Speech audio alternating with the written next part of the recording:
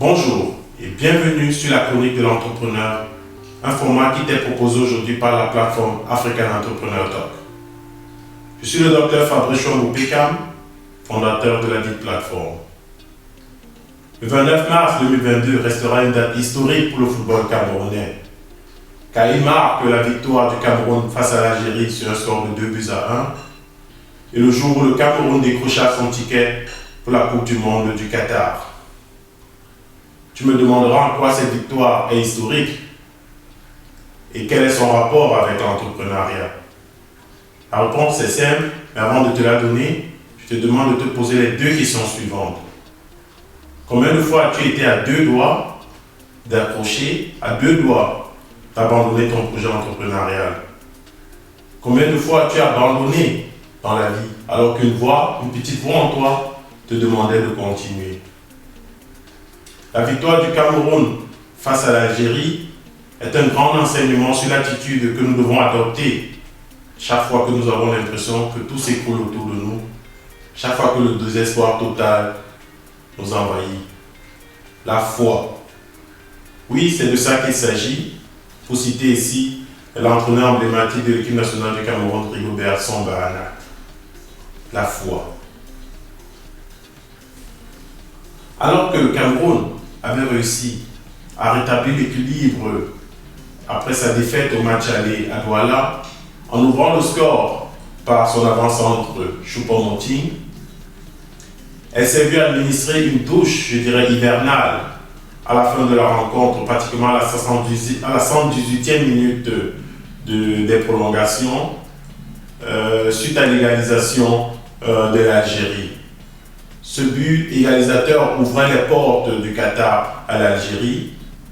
C'est du moins ce que pensait son public, probablement les joueurs et une grande partie des supporters camerounais.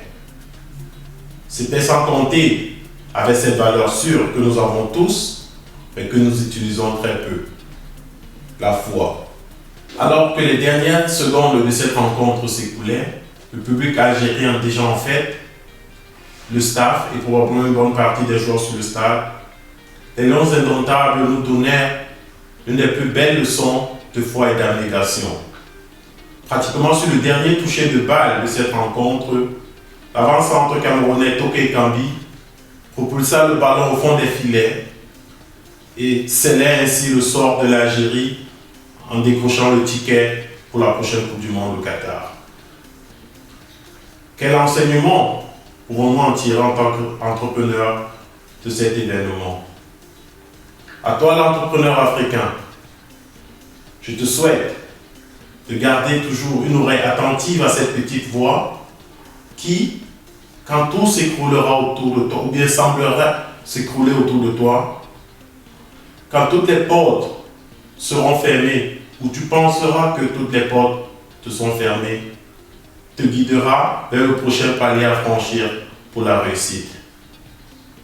Je dis merci ici à l'équipe nationale du Cameroun pour cette belle leçon. Et permets-moi de finir en introduisant un mot très connu chez le public camerounais, à savoir le Hemley.